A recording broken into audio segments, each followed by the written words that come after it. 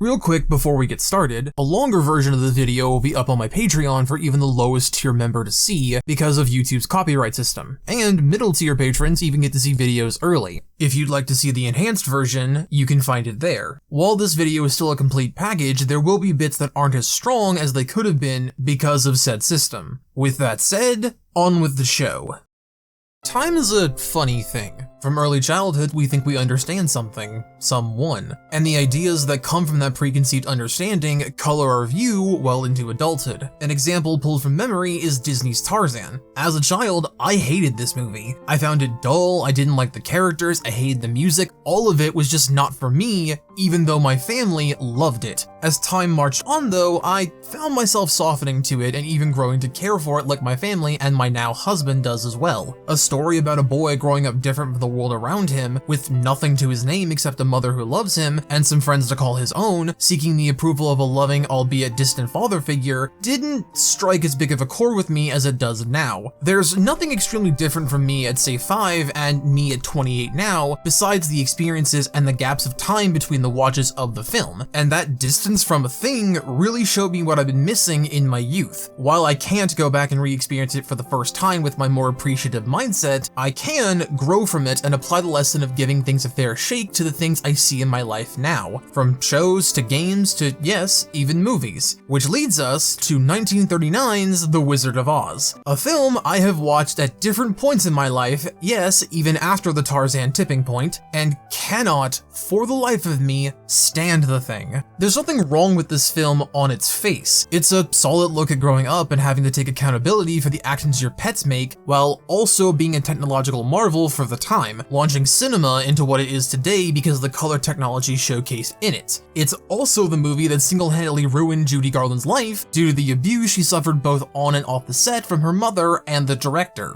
But that's not the point of today's video. Seriously though, look it up. That poor girl was basically tortured to make this thing. No, what bothers me about The Wizard of Oz is that it's very meandering. There's a reason the first and third acts are all anyone ever talks about with this film, because the second act is basically 30 minutes of Dorothy meeting a strange male-coded thing, explaining their gimmick, and then having some sort of song and dance about it. And while that's cute, it gets old rather fast. The actors playing these characters can certainly dance and sing and all about that, so goody for them, but it's not all that interesting. Hell, most adaptations of the story tend to be background side gags that essentially replace the second act because it's more so an I got the gist thing than a crucial plot-specific, dense, character-exploring set piece. There is one character, though, that bucks this trend.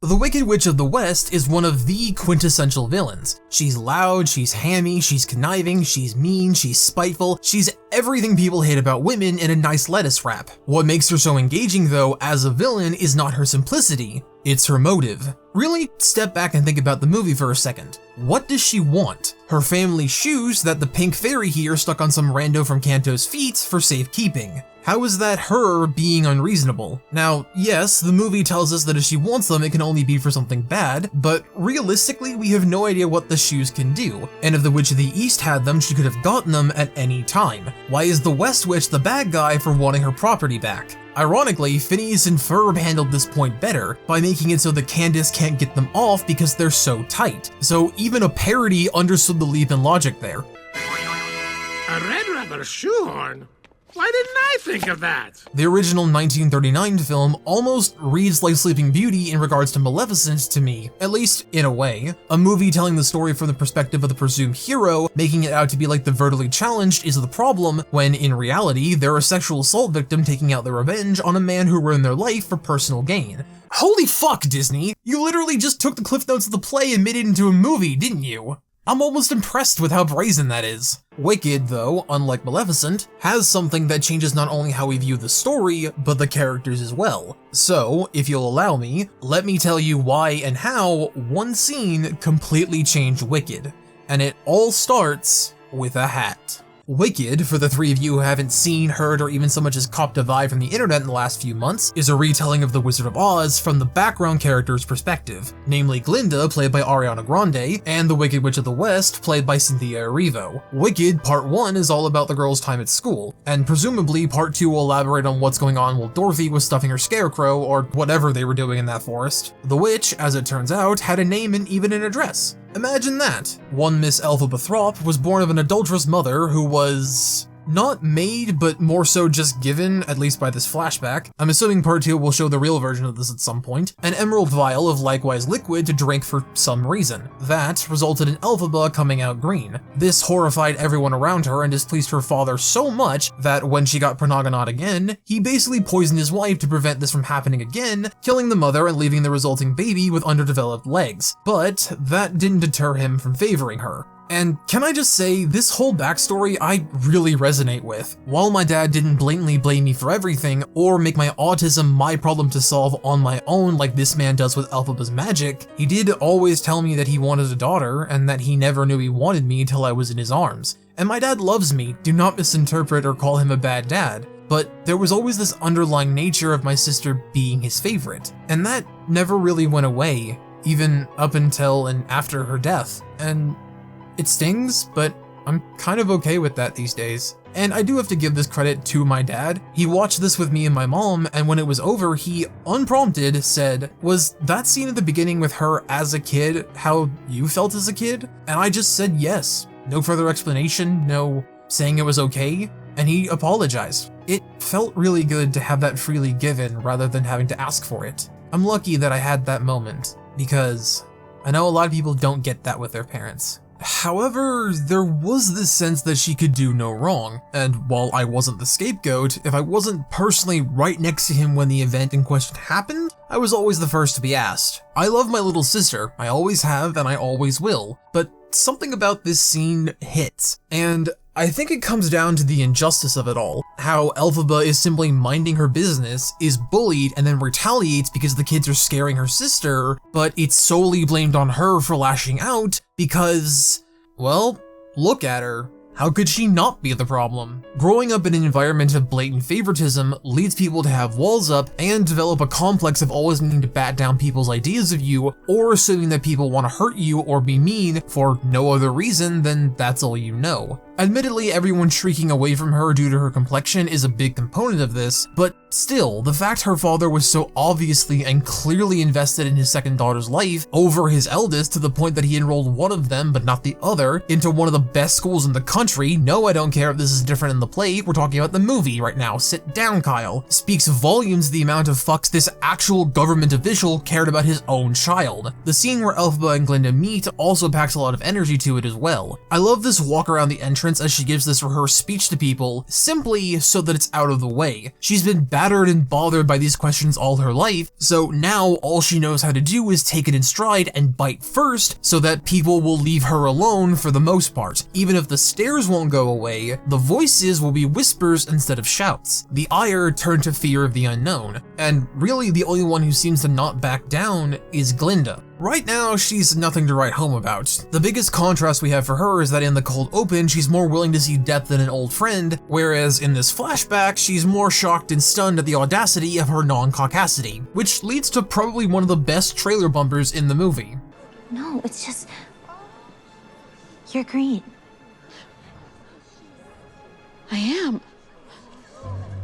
On top of that, I like this little push that Glinda offers to one day hopefully cure Elphaba of her condition, and Elphaba straight up calls her on the nothingness that is, because the whole school bought it because she's pretty, prissy, pink, and Blonde.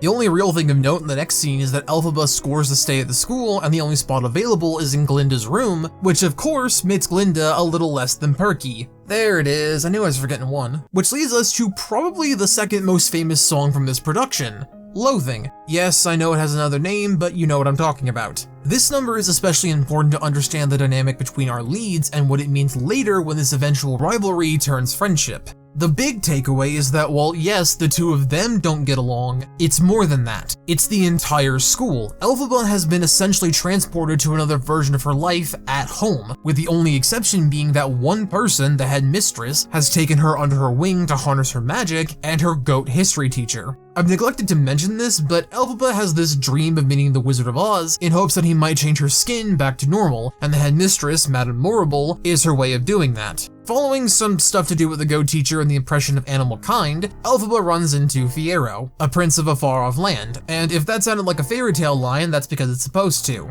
He's pretty polite and pretty dumb, all things considered. This scene is interesting to me because Fiyero is mostly just puzzled at almost running into a woman than anything else. Like, yeah, he's a little confused about seeing a girl of a different color, but he's still nice about it. Elphaba gives him her speech and he's just like, And the defensiveness, is that a recent development? and you can see her trying to process him because, to be honest, this is a first for both of them. He's not rude, he's confused and a little bit afraid he hurt her, but not mean about it. Not knowing how to deal with this, she basically huffs off because that's all she knows how to do. Then comes Dancing Through Life. And I'm gonna be real here, this song is amazing. The choreography, which has been stellar the whole movie, the camera work, Jonathan Bailey's acting, the fact they made this song so bisexual you could swear it sat in a chair wrong, it's just perfect, man. But what it has tucked inside it is that little black hat that started it all. Let me explain. No, there is too much. Let me sum up. Fiyero gets everyone to go to a party, Glinda gets this guy off her back by making him ask out another girl he frankly couldn't give a fuck about, that girl being Elphaba's sister who tells Elphaba about it, leading to the leads talking and Glinda gifting a hat she hates, more on that in a second, to Elphie, which in turn has Elphaba tell Morrible to make Glinda a magic apprentice or she walks, which can't happen, so presto, Glinda gets a pointy stick. Nope, I can't make that sound any less condescending, I've tried like 5 times. Now, that hat is important because it was a gift from Glinda's grandmother, which, side note, I'm 95% sure most people would kill to rock that thing, but Glinda hates it because, well, it's not pink. So, as a prank, I can't put enough air quotes around that, decides to give it to Elphaba and has her come out with them to the party. Elphaba, never having received a gift in her life and just hearing the nice things she did for her sister, believes her and strikes that deal with Morrible, leading to the moment. Elphaba walks down the stairs, the music gets quiet, the crowd is murmuring and making fun of her like always, and making note of the hat, but as Glinda and Fiyero put it, I'll say this much. She doesn't give a twig when anyone thinks. Of course she does. She just pretends not to. what makes this scene hit and makes it the linchpin of the movie is that it's a growing moment for not only our two leads, but for everyone at the school as well. Glinda puts her glitter where her lipstick is, and not only puts herself out there for all the world to see, but also elevates Elphaba's performance by sheer association. It's clever in a way because she's risking everything by doing this. She even gets told by her cronies to stop, and flat out refuses because she knows deep down that it's the right thing to do. Glinda, much like any pretty girl in upper crust society, knows the delicate balance her life has by virtue of the fact that she could be deplatformed for breathing the wrong way. But she knows the game she has to play and likes playing it, so never feels out of control. Elphaba, by contrast, disrupts her world by simply not playing her game, and instead dumps her own game pieces on Glinda's board and says, "Game on, bitch." The closest comparison I can find to Glinda in a way that gets my point across is Daphne from the first season of the Bridgerton Netflix series. While Daphne is a capital L lady who is very aware of the situation and life she is forced to be in, she more or less plays the game with the pieces she has been given by her gender, and plays that game well, so much in that she can match wits with the smartest, outwit the unwanted suitors, and rubs elbows with the royals so that she may get her happily ever after with a man she truly loves. Glinda is all of that, but with the added benefit of not being a Victoria-era London and having the capacity to grow beyond her gilded cage. So her not only joining the dance, but adding to it, elevating it, and making true art with someone that she, up until 35 seconds ago, hated, is a move only someone who is capable of growth and having a heart can do. The bit that always gets me is not only that they start off asynchronous and come to be in complete sync by the end, but it's that Glinda touches Elphaba. She doesn't hit or strike or mean to hurt, she gently caresses her face, and you can really tell Cynthia was feeling this because my god did those tears say it all. This one night, this one action of reciprocated kindness, even if it was done out of initial malice on Glinda's part with the hat, shows that even if you didn't mean for something good or bad, that owning it and putting yourself on the line is always going to be better than if you just sat there and did nothing. By simply getting out there and putting herself on the chopping block, she humanizes Elphaba to the students, and that saps all the fear away from her abnormalities. It speaks to a greater theme in society about the us versus them dichotomy, and how even simple empathizing can go a long way to make things easier to understand for people, or simply show that while people have differences, there is a fundamental core to us all that begs to be understood. I want to make it clear before we press on, I'm not condoning what Glinda did, and by all means she was a bitch, but the fact Elphaba saw the best in someone and took what she thought was a gift at face value, and that act of perceived kindness spurred her to do an actual selfless deed for her, in tandem with Glinda putting her reputation on the line and showing Elphaba the first real, genuine moment of kindness since her nursemaid, more than makes up for it. It shows growth and care and attention in my mind. Another comparison I can make to both characters, honestly, is The Princess and the Frog, where Lottie is a pampered rich girl who gets everything she wants but has genuine moments of kindness for Tiana, even going so far as to give up her dreams of marrying a prince for her to be happy. Meanwhile, Tiana is a hardworking girl who is often ostracized for her skin color and is met with roadblocks and deception from damn near everyone in her life, all for the sake of their betterment than her own, all except her best friend and her love interest. Just a fun comparison for ya. So how does this change the movie? Well, simply, this moment is where the two become friends, which is evident in the next scene given it's the most famous song I think in all musicals, Popular. This is Glinda trying her damnedest in a language she can understand to be friends with Elphaba. Fashion. She's not trying to change her or make her something she's not, she's simply trying to accentuate the features she already has while still being herself. And there's this nice undercurrent that she's trying to explain to Elphaba that there is a benefit to being liked. It has its benefits, even if there are those drawbacks I mentioned earlier, and it comes from an earnest place. It's not like she's doing this for her own benefit. She already knows, especially after that dance, that she can do anything and the school won't care. No, this is all for Elphie, and That's the best part. The outside is new, but now it reflects what's already in you. it even starts to shine through with Fiyero. She's more relaxed and open to him, even a little flirty, although she's not the best at it yet. This goes so far as to him being the only one not to get put under the Poppy spell in class, because she knows there's good in him and that he wants to stand up for what's right, which is why Glinda's still asleep. While, yes, she's personally nicer to Elphaba, she's not exactly on the same page politically as her, so that can cause a disconnect. While we're on Fiyero, the next song, I'm Not That Girl, just really hits home. Like, even if you have been that girl, we've all been here, right? Trying to remember you're not the ideal version of what you think your crush wants, talking yourself down and making yourself feel like, yes, there's a spark, but you have to ignore it for your own well-being?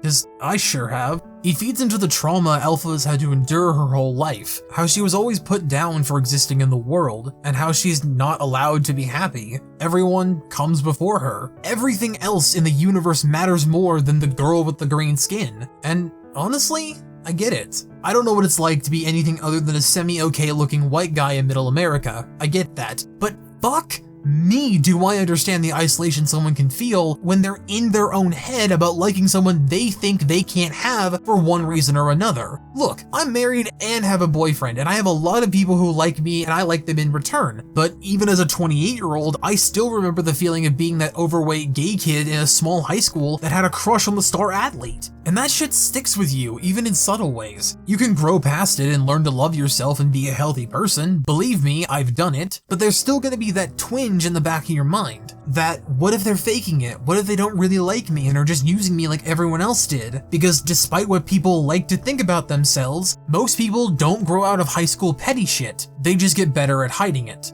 I'm Not That Girl is also telling because of what it says about Elphaba in a positive way. Now that she has friends and is away from her asshat of a father, she's starting to at least think about being happy, and even if she shoots herself down for the sake of her own feelings and Galinda's happiness, it still speaks volumes to her as a character that she's grown even that much, which is all the more tragic when you realize that the film's ending takes that away from her. One Short Day shows us that hope finally bubbling out and that she's finally where she's always wanted to be. But as we know, That's not how the story goes. meeting the wizard is something that she's always wanted, and when she does, she learns he's a fake. None of his magic is real. And before I press on, why the fuck is he Jeff Goldblum? I feel like John Mulaney could have done this role so much better. He has the right energy, the right cadence, the ability to sing, but I digress. As we know, the wizard is just a man behind a curtain. He only invited Elphie here so that he could use her magic to read a book no one but her can read. When she realizes that he's the one doing all the bad things in Oz to do with the animal rights, she flies off the handle. No pun intended, but fuck it, might as well while we're here. And for that simple act of disobedience, she is made to be the villain and ostracized from all her loved ones, including Glinda, who is so comfortable in the system she benefits from, she doesn't even consider going with Elphie when offered to, and instead tries to break the system from within, and Elphie is exiled to the West for being such a wicked witch. And to me at least, it all goes back to that scene in the ballroom, because without all the happiness that night brought her, and that shortly came thereafter, she wouldn't have had the courage to fly solo and defy her gravity. If not for that one short night, she would have probably just went along with the wizard's plans for a scrap of praise or affection, for the possibility of not being green, for a chance to be something other than a freak in the eyes of Oz, to finally once and for all be a better daughter than her father ever thought she'd be. And that says more than anything I could possibly hope to come up with virtually no words at all. My name is Chris. If you'd like to see the uncut version of this, it's on my Patreon for even the lowest tier members, as well as a patrons only Discord server, and I hope you all have a wiggiddly fractastic day.